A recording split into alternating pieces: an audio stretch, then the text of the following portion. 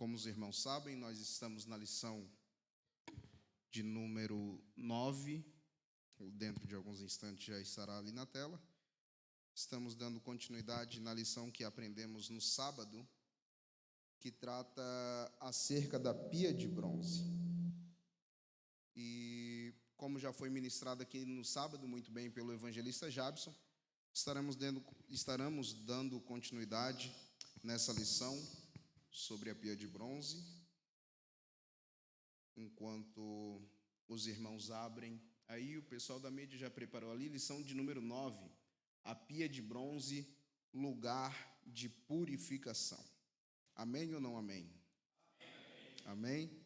Então vamos lá, aqui está o instrumento aqui que eu derrubei na aula passada, mas que Deus me dê graça para não derrubar hoje. Irmãos, já foi lido aqui, só deixa eu me localizar aqui por bondade, aqui, lição de número 9. Lição de número 9, a pia de bronze, lugar de purificação, estamos na parte final. Não está funcionando não, gente, esse mistério aqui. Agora foi. Foi. Deu certo. Aqui, agora vai. Aleluia. Lição de número 9, a pia de bronze, lugar de purificação. Amém? Vamos avançar?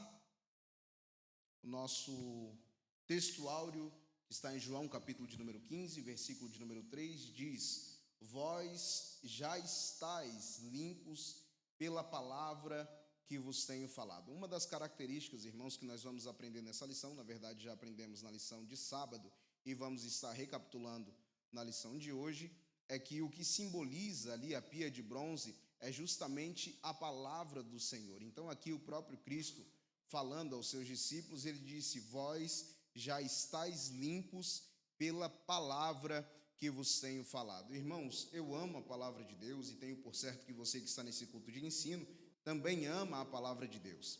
E a palavra de Deus, ela tem essa capacidade de nos limpar, de nos purificar.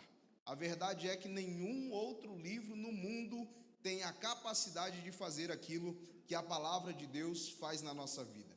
O mundo tem difundido aí diversas doutrinas, diversas filosofias que dizem que se você tiver uma ideologia, por exemplo, como a ideologia de esquerda, e você tiver uma ideologia como Karl Marx, você será feliz ou você será livre. É implementado nas faculdades, nas escolas, pelos nossos jovens e adolescentes que lá frequentam sabem muito bem disso, nas matérias de sociologia, de filosofia, é tentado implementar várias outras filosofias de vida, tentando deturpar a nossa mente, tentando deturpar o nosso caráter. Mas nós aprendemos pela palavra de Deus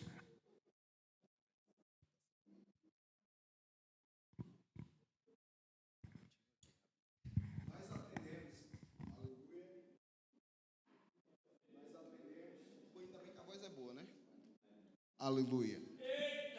Nós aprendemos, irmãos, então aqui pela palavra de Deus, que a palavra é quem nos limpa. Isso nós vamos ver, irmãos, que é um relato, eu gosto de dar exemplos claros, para que fique muito bem ciente. A gente vai ver que por diversas vezes, por exemplo, nos cárceres, nos presídios, os irmãos aqui que fazem missão e conhecem, sabem muito bem que no presídio é disponibilizado uma série de livros para os presidiários que lá estão. Eu nunca vi colocar um livro de filosofia num presídio e sair formado de lá um filósofo. Eu nunca vi colocar um livro de biologia num presídio e sair de lá formado um biólogo. Agora eu já vi um bocado de crente que estava preso, mas foi colocado uma Bíblia lá dentro. A pessoa foi restaurada, foi limpa, foi transformada e saiu de lá um pregador testemunhando acerca das maravilhas que o Senhor faz na vida do ser humano por intermédio da palavra de Deus. Então nós vemos que só a palavra do Senhor tem a capacidade de gerar vida e de nos purificar e nos limpar. A pia de bronze, então, a nossa verdade prática diz que a pia de bronze é o símbolo do processo da santificação que Cristo realiza em nós através do seu sangue e da palavra de Deus. Vamos avançar? A nossa leitura bíblica em classe já foi lida aqui pelo evangelista Jackson, em Êxodo capítulo 30, e versículo 18 ao 21, mas também tem outros complementos, como o Êxodo 40, do 30 ao 32, 1 Coríntios 6 e versículo de número 11, e Efésios capítulo de número 5, versículo de número 26 e 27. Como foi frisado aqui pelo evangelista Jabson, no sábado, irmãos, é importante que nós leiamos a lição em casa, para que não seja necessário nós ficarmos nos detendo em questões que os alunos podem aplicar em suas próprias casas. O objetivo geral, irmãos, é conscientizar-nos sobre a importância da pureza espiritual. Irmãos, aqui eu coloquei uma imagem para ilustrar a pia de bronze. Ela tem aqui essa ilustração, mas a verdade é que dos itens que há no tabernáculo, principalmente na região do átrio, a pia é a única em que não é descrito as suas dimensões. Então toda a representação de figura que nós temos acerca da pia de bronze são conjecturas, é aquilo que a gente consegue imaginar. A Bíblia, na verdade, relata o material com que foi feito, a forma com que era, mas não nos dá detalhes em quantos côvados, por exemplo, era feita a pia de bronze. Para os irmãos que são leitores da Bíblia sabem que o tabernáculo, na verdade, é uma pré-figura daquilo que estava por vir, que seria o templo que Salomão construiu posteriormente. E isso é tão verdade que não tinha a descrição de tamanho, que quando Salomão vai fazer a pia de bronze representando no templo, ele faz um tamanho estratosférico, a ponto de ser chamado na palavra de Deus, ao invés de pia de bronze, de mar de bronze, porque Salomão faz uma pia gigantesca de bronze, e afinal não tinha medidas, e como Salomão gostava de adorar de uma maneira intensa, ele fez uma pia conforme ele sentiu no seu coração, uma pia gigantesca. Mas isso só a título de curiosidade para os irmãos entenderem. Então o que se imagina que a pia de bronze era basicamente isso, um círculo de formato côncavo aqui, circular para a parte de baixo, aonde o sacerdote se purificava, se limpava as mãos e os pés, como aprenderemos mais à frente. Então os objetivos específicos da nossa lição é conceituar a pia de bronze, refletir acerca da pia de bronze e a sua relação com a limpeza e a pureza espiritual, e destacar também dois aspectos dos riscos, ou melhor, dois aspectos dos ritos de lavagem dos sacerdotes. Resumo então, irmãos, da lição que foi dada no sábado, a pia de bronze, a importância da santidade, que foi ministrada aqui pelo evangelista Jabson Ferreira. A pia de bronze e a água. Deus ordenou a Moisés que se fizesse uma pia de bronze, e o objetivo era que antes de entrar ou sair do tabernáculo, Arão e seus filhos lavassem as suas mãos e os seus pés. Irmãos, ao adentrar no átrio, na parte, quando eu falo átrio, os irmãos que estão estudando já acerca do tabernáculo já conseguem imaginar que é a parte externa do tabernáculo, a parte que não é coberta. Ao entrar no átrio, Deus tinha dado uma ordem para Moisés para que fosse colocada uma pia entre o altar do holocausto e a tenda da congregação de fato, ou lugar santo.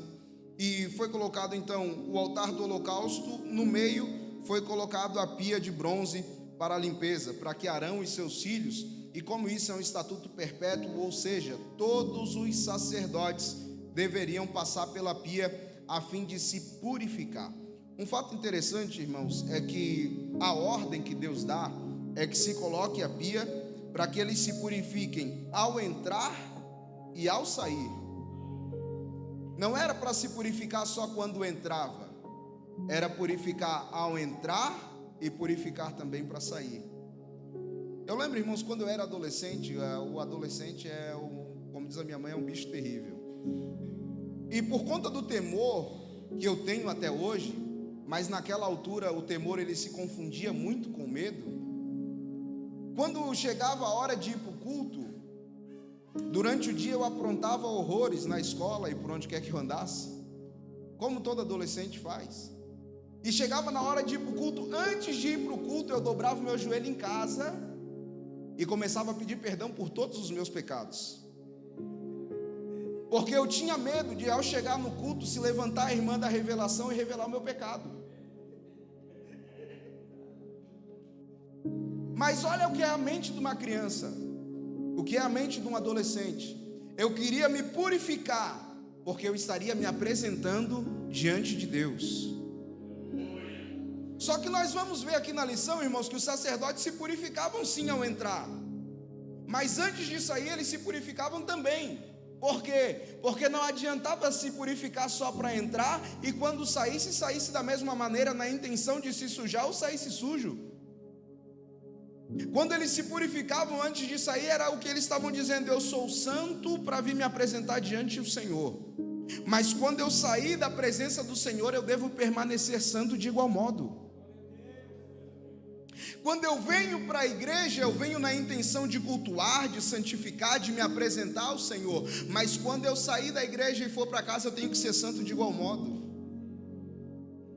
Quando eu venho à igreja, eu trato bem a minha família, eu trato bem os meus irmãos, todo mundo é irmão, todo mundo é abraço, todo mundo, a gente se ama. Mas quando eu sair da igreja, eu tenho que demonstrar esse amor de igual modo. Amém ou não amém? Não dá para santificar só porque essa semana é a semana da ceia.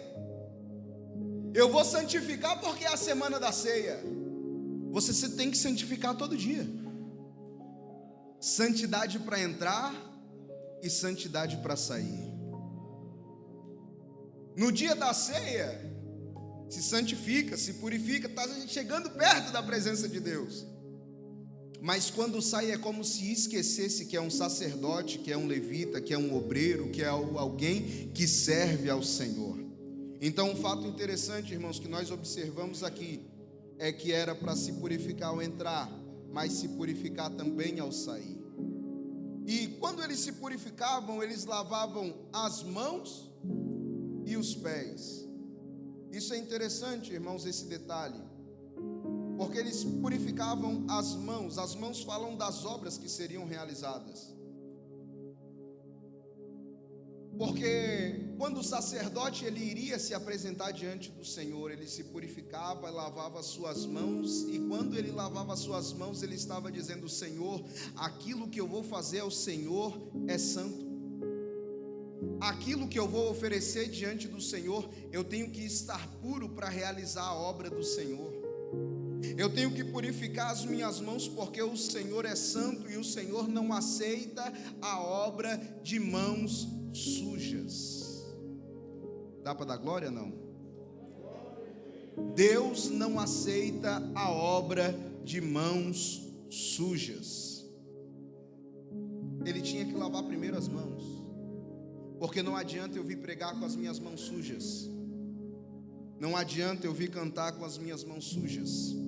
Não adianta eu vir à igreja se eu não tiver a intenção de me purificar, de me santificar, de dizer: Senhor, o que eu vou fazer para o Senhor é santo, o que eu vou fazer para o Senhor é consagrado, o que eu vou fazer para o Senhor eu sei que tenho que ter santidade, porque o Senhor não aceita um serviço de qualquer forma, um louvor de qualquer forma, uma pregação de qualquer forma, um adorar de qualquer forma. Eu sei que o que o Senhor requer das minhas mãos tem que ser puro.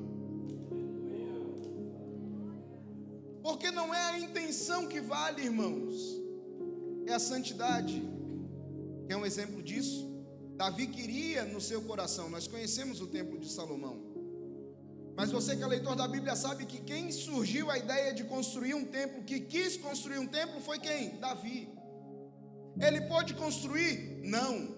E sabe qual foi a resposta do porquê que ele não pôde construir? Porque as suas mãos estavam sujas. Com a mão suja, Davi, a intenção até é boa, que o Senhor queria um templo. A intenção era boa, mas a mão estava suja.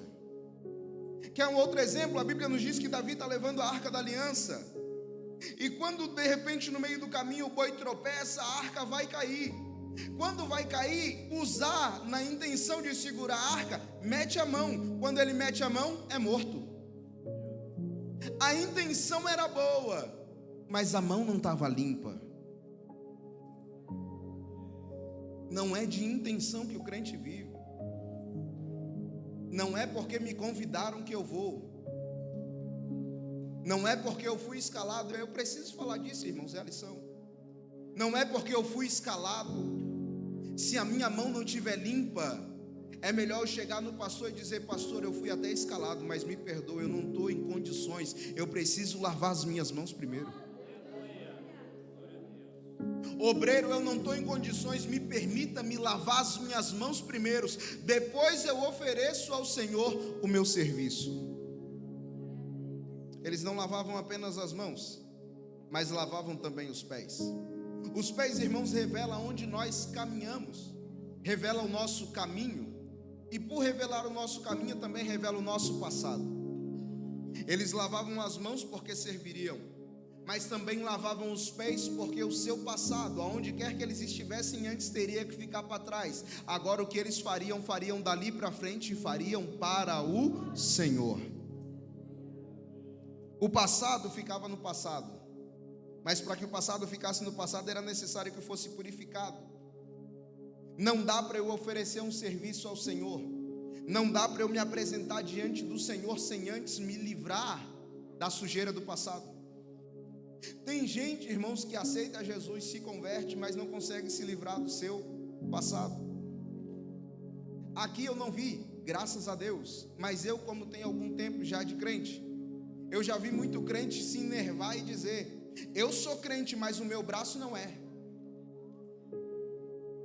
Lavou uma parte de si, não se lavou por completo, não se livrou do seu passado.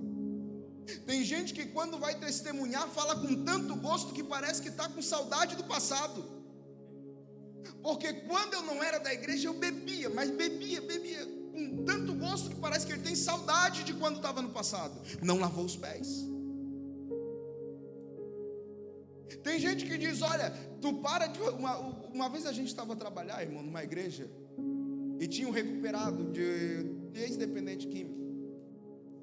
Alguém estava importunando ele, chegou um ponto, ele disse: olha, eu não quero deixar ninguém assustado, mas se eu fosse vocês eu parava de brincar comigo, porque quando eu não era crente eu já matei 3. Aceitou a Jesus, mas não lavou os pés do passado. Porque quem lava os pés, irmãos, de Jesus, não importa o que eu era no passado, eu não me orgulho do meu passado, eu me orgulho do meu hoje, do que o Senhor me fez hoje. Hoje eu sou um sacerdote, hoje eu sou um obreiro, hoje eu sou um homem de Deus, hoje eu sou uma mulher de Deus, hoje eu sou alguém transformado, que está vindo em tua presença lavar os pés, abandonar o passado e reconhecer que o Senhor é santo e transforma vidas. Teu passado não é motivo de orgulho, irmão, a não ser que no passado você era crente, daí pode se orgulhar. Mas a sujeira do teu passado tem que ser limpa na pia da purificação, na pia de bronze. Amém ou não amém?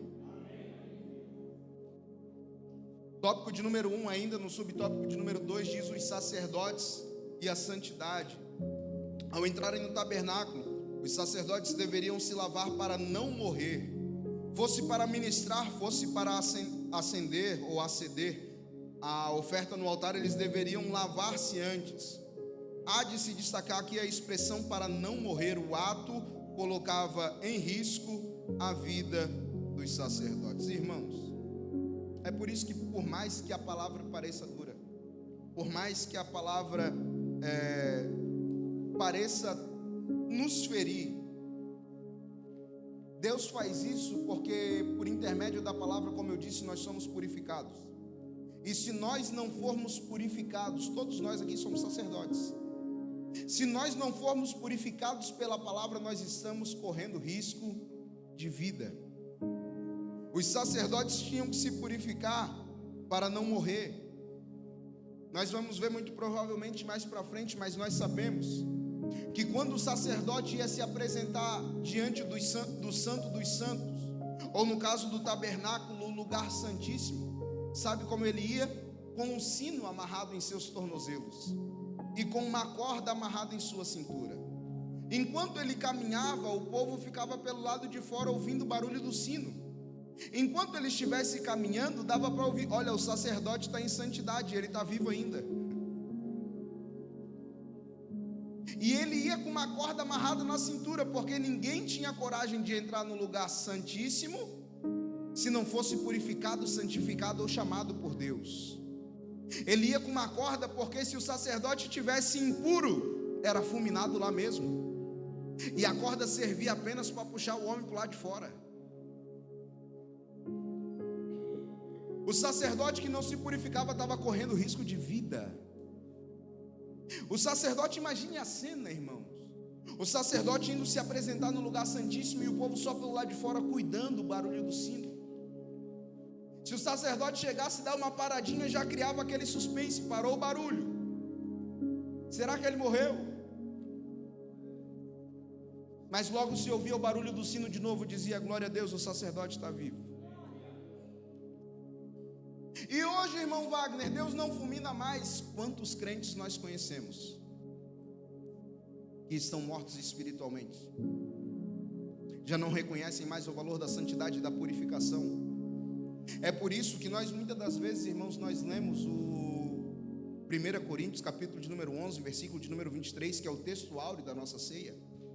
E lá está descrito justamente isso, que é para nós nos examinarmos a nós mesmos, porque tem muitos que comem e bebem indignamente, e Paulo vai dizer, e o que acontece? Comem e bebem para a sua própria condenação. E ele diz, é por isso que há entre vós muitos fracos e doentes, e não poucos que dormem. Então são muitos, irmãos, os que estão mortos, porque já não se santificam mais, já não levam mais a ceia como santa ceia, já não entendem mais a responsabilidade do que é se apresentar diante do Senhor, já não entendem mais a seriedade do que é prestar um serviço ao Senhor, e por isso estão mortos. No Antigo Testamento morria, irmãos, e no Novo Testamento morre também. Que possamos ter essa consciência de examinar a palavra de Deus, e nós vamos ver aqui para frente, examinarmos a nós mesmos, para que não estejamos mortos. Deixa eu dar uma evidência aqui de quem é vivo. Enquanto o sacerdote estava vivo, ele fazia barulho.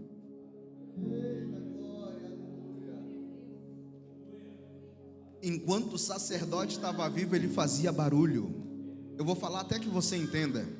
Enquanto o servo de Deus estava vivo, ele fazia barulho.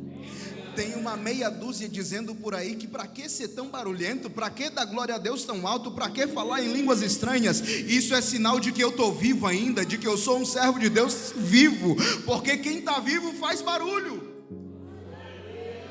Não se assuste, irmão, se alguém der um glória a Deus alto do lado de você, é sinal de que esse crente está vivo. Amém ou não amém? Santidade para a vida, que é o tópico de número 1, subtópico de número 3, o versículo de número 21 traz-nos a ideia de um pacto perpétuo ou perpétuo para a vida. Ou seja, irmãos, o pacto da purificação não parou lá no passado. Esse pacto era perpétuo, ou seja, o Senhor ainda se agrada de uma vida santa. Eu sei que tem gente que vai ouvir essa mensagem, quem sabe não aqui presencialmente, mas pela internet, e vai dizer que isso é excesso de santidade, que isso era no Antigo Testamento, já não necessita mais disso. Mas a Bíblia nos diz que esse pacto era perpétuo, ou seja, não tinha fim. A mesma santidade requerida no tabernáculo foi a santidade requerida no templo de Salomão. A mesma santidade requerida no templo de Salomão é a santidade que Deus requer hoje nesse templo aqui da DEF, enquanto você cultua o Senhor. Deus é um Deus santo e que só aceita o que é santo. E para quem, deixa eu falar uma coisa, irmãos, para quem é servo do Senhor, quem quer realmente servir a Deus, a santidade não é um fardo, é um prazer. Para quem realmente quer servir ao Senhor, a santidade não é um fardo, é um prazer. Eu oro pedindo a Deus, irmãos, porque às vezes a gente está cansado. Você não quer orar, o seu corpo não quer orar, mas a minha oração é: Deus me dê graça até que eu sinta vontade de orar, que eu sinta gosto de orar, porque eu não aceito viver uma vida sem ser um homem que ora. O meu corpo pode não querer, a minha carne pode não querer, o meu estado físico pode estar cansado, mas eu quero orar com vontade, eu quero dobrar o meu joelho e dizer: Senhor, eu vim te orar porque eu gosto de orar, porque eu amo orar, porque eu quero santificar.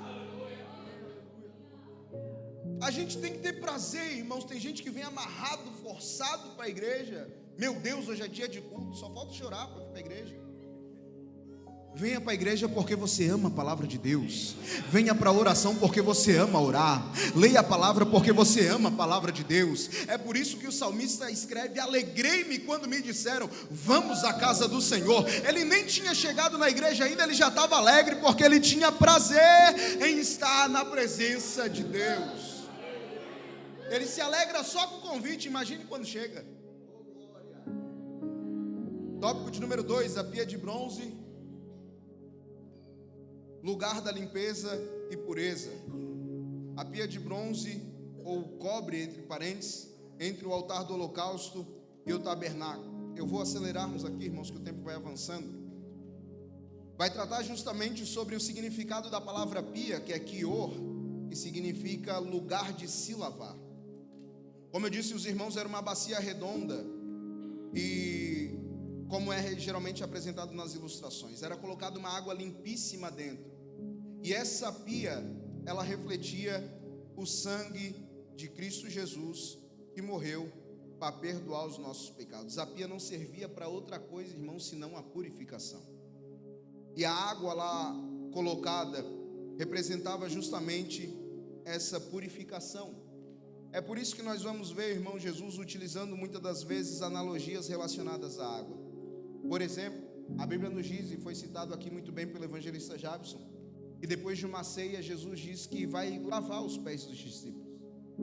E eles não querem que os seus pés sejam lavados, porque aquilo era tarefa de servo. E Pedro diz: Senhor, os meus pés o Senhor não vai lavar. Nos meus pés o Senhor não toca. Mas Jesus vai olhar para Pedro e dizer: Pedro, se você não me permitir que eu te lave os pés, você não tem parte comigo. Você não tem comunhão comigo. Você não entendeu o meu propósito. Esse mesmo texto, depois você lê em casa, a Bíblia vai dizer que Jesus já sabia que era chegada a sua hora, por isso ele está fazendo isso. Quando ele lava os pés de Pedro, ele está dizendo: Pedro, eu preciso te purificar. Porque nós vamos ver depois que Jesus vai fazer um convite para Pedro, dizendo: Pedro, se tu me ama, apacenta minhas ovelhas. Pedro só pode apacentar a ovelha, só pode servir a Jesus se estiver purificado. Eu só posso servir ao Senhor Jesus se eu estiver limpo. Quando Jesus fala isso para Pedro: Pedro, se eu não lavar o pé, se eu não te lavar os pés, tu não tem parte comigo. Pedro entende, dá um pulo e diz: Senhor, então não lava só meu pé não, lava logo a minha cabeça, lava logo o meu corpo todo, porque eu quero ter parte com o Senhor, eu quero servir ao Senhor, eu quero ter comunhão contigo. Se é preciso ser limpo para ter comunhão contigo, me limpa. O sangue de Jesus, ele tirou toda essa nossa culpa, nos purificando. A lavagem na bacia de bronze, que é o tópico de número 2, subtópico de número 2 também, fala que a pia de bronze era feita com bronze polido, e diferente dos outros itens, ele não era de madeira revestido com bronze, ele era de bronze puro, porque foi feito ou fabricado com os espelhos das mulheres. Olha que interessante, irmãos. As mulheres aqui têm um papel fundamental. As mulheres ofertaram os seus espelhos de bronze para que fosse feita a pia de bronze. É interessante, irmãos, que imagine só, as mulheres é quem tem espelhos, e isso é um detalhe interessante, porque justamente trata acerca da vaidade da mulher. E quando eu falo de vaidade aqui, eu não falo no tom pejorativo, eu falo de vaidade do cuidado da mulher. As mulheres então do círculo de oração daquela época ofertaram os seus espelhos para que fosse feita a pia de bronze. Só que para que elas ofertassem o espelho, era necessário que elas se despissem das suas vaidades. Quando elas ofertaram o espelho, imagine só, irmãos, naquela época pouquíssimo recurso, zero recurso. Os espelhos feitos de bronze era só o que elas tinham no deserto. Lembre-se, eles estão caminhando no deserto. O pouco recurso que a coitada da mulher tinha para olhar o seu rosto, para ver como é que estava o seu penteado quando acordava de manhã antes de buscar o maná, ela ofertou ao Senhor, ela deu ao Senhor em prol de um bem maior. Não tinha Mary Kay, não tinha nada parecido na época. O único recurso que a coitada da mulher tinha no deserto era o tal do espelho. Mas quando foi necessário, ela pegou aquele espelho e ofertou ao Senhor. Muitas das vezes, irmãos, o que Deus vai pedir para a gente vai nos custar o nosso próprio prazer, as nossas próprias vontades, mas se é em prol do bem maior, eu entrego ao Senhor. Às vezes é dito, irmãos, para subir no altar tem um estatuto da igreja lá atrás, alguém vai ler e dizer, para que tudo isso? Se aquilo ali é caro para você, infelizmente você não serve para servir. Porque quem quer servir, paga o preço que for necessário para estar na presença de Deus como Ele quer. E às vezes, irmãos, eu não falo nem de um preço que diz respeito ao pecado. Às vezes eu falo de confortos normais do ser humano. Irmãos, nós vamos ter um culto às 3 horas da tarde, mas às 3 horas da tarde eu tinha marcado de ir no shopping Vasco da Gama. Como é que o pastor faz um negócio desse comigo? Marcar um negócio logo quando eu ia passear, logo no domingo, dia de descanso, dia de passeio. Irmão, será que isso é caro demais para agradar o teu Deus? Será que um dia de passeio no shopping é muito caro para que você agrade ao Senhor?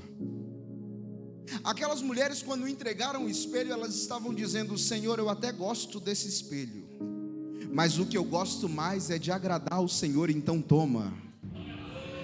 Eu até gosto da minha vaidade, mas se tem uma coisa que eu gosto é de servir ao Senhor, então toma ao Senhor. Se é necessário eu entrego, se é preciso eu me lanço, porque o que eu quero é adorar ao Senhor. Se é preciso eu dou o meu tempo, se é preciso eu oferto, se é preciso eu entrego. O que eu quero é agradar ao Senhor. Não é a minha vontade, Senhor, é a tua. Eu não estou dizendo, irmãos, para você não se arrumar nunca mais, não é isso, entenda o feeling.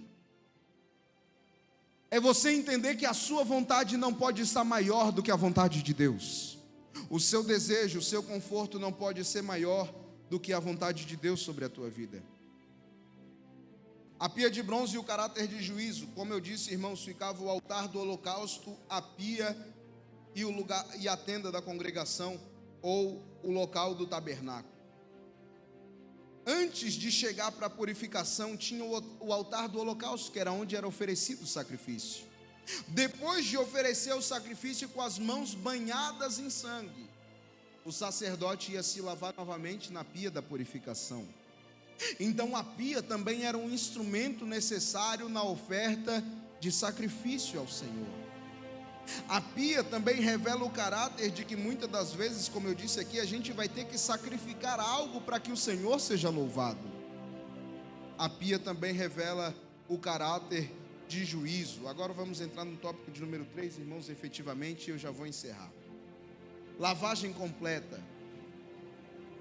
A lavagem era mais do que simplesmente lavar as mãos e os pés, significava uma obra regeneradora, que implica no primeiro passo para a consagração sacerdotal. Hoje é inaceitável que um ministro queira servir na casa de Deus sem ter passado pela obra de regeneração.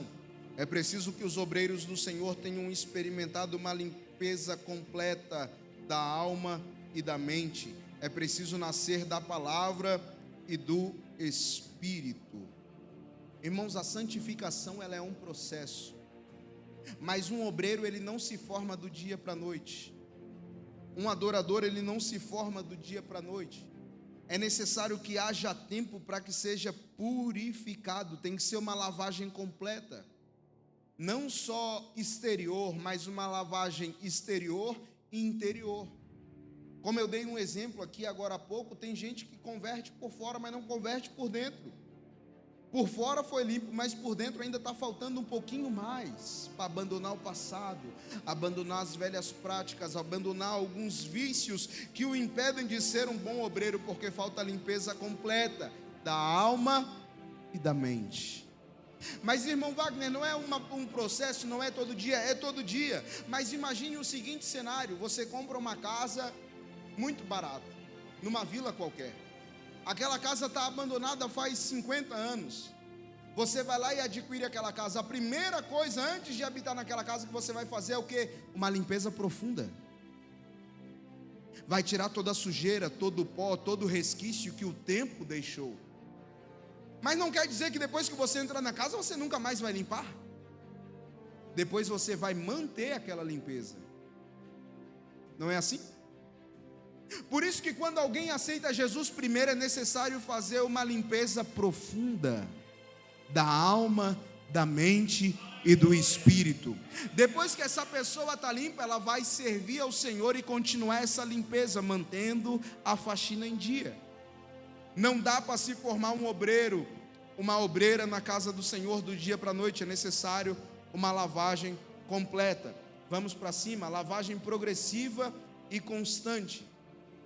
No dia a dia sacerdotal, a limpeza exigida para ministrar no lugar santo era apenas das mãos e dos pés. Mas de acordo com a doutrina do Novo Testamento, lavar-se aqui destaca o ato do Espírito que opera em nós a santificação.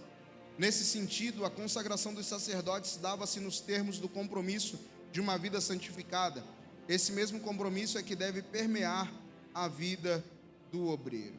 Irmãos, a sujeira ela ainda está nesse mundo. Enquanto nós estivermos nesse mundo, é necessário que nós sejamos limpos todos os dias. Agora que já foi feita a limpeza profunda no subtópico de número 1, vamos falar da faxina cotidiana. Na faxina cotidiana, irmãos, é que a gente encontra coisas que muitas das vezes a gente perdeu ao longo da caminhada.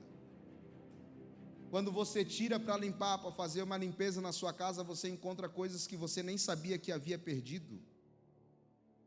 Quando você tira para limpar realmente aquilo que está te impedindo de adorar o Senhor, você descobre há quanto tempo faz que você não abre a Bíblia, há quanto tempo faz que você não fala mais línguas estranhas. É por isso que é necessário que a gente faça uma faxina diária, irmãos, para retirar tudo aquilo que tem nos impedido de desfrutar da plenitude do que Deus tem para a nossa vida. Às vezes nós vamos permitindo, irmãos, que sujeirinhas vão entrando dentro dessa casa. A gente vai deixando um dia, deixa outro. A gente varre para debaixo do tapete para o pastor não ver, para o obreiro não ver, para o marido não ver, para a esposa não ver, para os filhos não ver. A gente vai deixando, daqui a pouco se acumula uma sujeirada. E você já não sente mais a presença de Deus. Já não tem mais visões como você tinha antes. Os dons espirituais vão se perdendo. Você que tinha dons espirituais e nem lembra mais o quanto você era usado nas mãos do Senhor. É por isso que o Senhor está nos chamando essa noite para um ritual de purificação na pia de bronze, por intermédio da sua palavra, para que a gente lembre o quanto Ele nos abençoou, o quanto Ele nos encheu, o quanto Ele transbordou sobre a nossa vida, e por muitas das vezes nós temos negligenciado, mas essa noite nós vamos nos purificar, não apenas as mãos, não apenas os pés, mas a gente vai tomar um banho com a glória do Senhor, com a graça de Deus, nos purificando para viver aquilo que Deus tem para a nossa vida. É uma lavagem progressiva e constante. Nós conhecemos o texto: segui a paz com todos e a santificação, sem a qual ninguém verá o Senhor. Santificação, irmãos, é um verbo contínuo, todos os dias. Vamos encerrar recapitulando algumas verdades importantes. À luz de tudo quanto temos estudado até aqui, devemos assimilar algumas lições aprendidas até o presente momento. Primeiro, sobre o sangue de Jesus. É o sangue de Jesus que nos livrou da pena do pecado. Irmãos, tenha em mente isso. E se não for pelo sangue de Jesus, não tem jeito. Não adianta você achar que você é perdoado por outro caminho. Só o sangue de Jesus tem poder para perdoar pecado. Você que nos acompanha por meio da rede Semear, não é confessando em um confessionário, não é pagando promessa, caminhando quilômetros de distância. O único que tem poder para perdoar pecado e nos livrar da pena do pecado é o sangue de Jesus. Sobre a palavra de Deus revela quem somos. Irmãos, a pia foi feita de bronze polido, feito com espelho. Depois que foi feito isso, foi colocado água dentro daquela bacia, daquela pia. Quando o sacerdote se aproximava, a primeira coisa que ele via, antes de ver a si mesmo, era o céu. A pia ficava no átrio, na parte descoberta. Quando ele se aproximava da pia, o primeiro reflexo que ele via era o reflexo do céu. Lembrando que é Jesus quem tem poder para nos livrar do pecado, para nos purificar do pecado. Segundo, a palavra de Deus revela quem somos. Quando ele se aproximava um pouco mais, o reflexo que ele via já não era do céu, mas o de si próprio. Porque a palavra de Deus, ela revela o meu pecado. A palavra de Deus, ela tem poder para me constranger e para me consertar. Quando eu aprendo com a palavra de Deus, irmãos, ela não revela quem o meu irmão é, ela revela quem eu sou. A palavra de Deus não serve para eu apontar o teu pecado. A palavra de Deus serve para revelar o meu pecado. Quando um sacerdote colocava o rosto sobre a pia, ele não via o pecado do povo, ele via o seu próprio reflexo. Às vezes, sabe por que a gente consegue apontar tanto o erro do irmão? É porque a gente está muito longe da pia. A gente não está se purificando direito, a gente não está lendo a palavra direito. Por isso que a gente consegue ver defeito em todo mundo, menos na gente. Quando a gente chega diante do espelho, irmãos, é que a gente vê os nossos defeitos. Você se acha jovem, mas às vezes você se depara na frente do espelho e você repara: olha aqui, apareceu mais um cabelo branco, eu já não sou mais tão jovem como antes. Você consegue ver o erro do seu irmão: olha lá, aquele irmão está com o rosto sujo, mas você às vezes para na frente do espelho e vê: olha aqui uma mancha que apareceu no meu. Porque a palavra de Deus revela quem nós somos, irmãos, é um espelho. Não existe analogia melhor do que essa. Quanto mais eu leio a palavra, mais eu vejo o quanto eu preciso melhorar. Não é o meu irmão, é eu que preciso melhorar. A palavra revela o meu defeito. Terceiro, sobre a limpeza espiritual, uma vida irrepreensível e prioritária e absolutamente necessária. A limpeza espiritual, irmãos, é algo que nós temos que praticar todos os dias. É necessário, é absolutamente necessário e é uma prioridade na vida do crente. Deixa eu falar uma coisa aqui. A Bíblia nos diz que Jesus se encontra com uma mulher no poço. A dúvida daquela mulher era onde adorar. Olha, os judeus dizem que é para adorar em Jerusalém, mas nós que somos samaritanos, a gente acha que tem que adorar no monte. Senhor, onde é que a gente tem que adorar afinal? É em Jerusalém ou é no monte? Mas Jesus vai acabar com a discussão daquela mulher dizendo: olha, não é nem Jerusalém nem no monte. A verdade é que agora já chegou em que os verdadeiros adoradores adorarão o Pai em espírito e em verdade. Ele começa por aí, e depois disso ele vai continuar pregando a palavra dizendo: olha, se apresenta. Nós conhecemos a história. Deus vai revelar quem aquela mulher é. Ela vai reconhecer o seu pecado, e a partir daí a vida dela vai ser transformada. O que eu quero dizer com isso? Às vezes a gente está muito preocupado, irmãos, com detalhes que não são tão importantes quanto a nossa purificação espiritual. Quem é que canta mais afinado? Quem é que prega melhor? Quem é que ensina melhor? Será que hoje eu vou ter oportunidade? Será que o meu nome vai aparecer? Será que a minha foto vai aparecer no Instagram? Sabe qual deveria ser a nossa prioridade? Não é aonde adorar, se é em Jerusalém, se é em Samaria, pouco importa. A minha prioridade é ser purificado pelo Senhor, ter uma vida espiritual ilibada, estar preocupado com a minha vida, o meu relacionamento com Deus.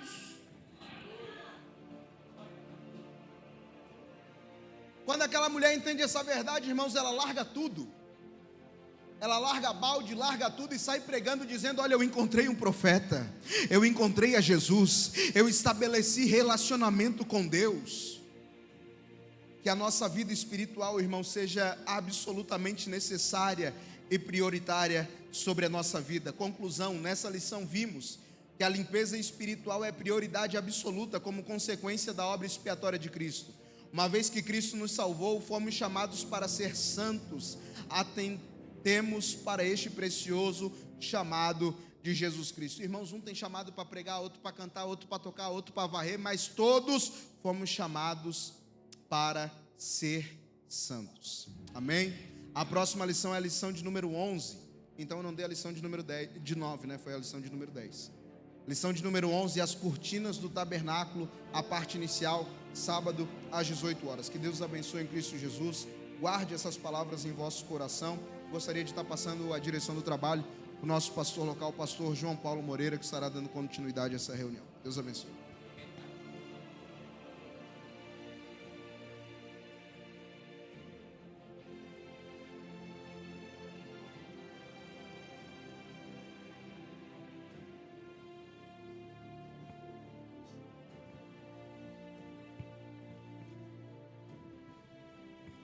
Eu saúdo os nossos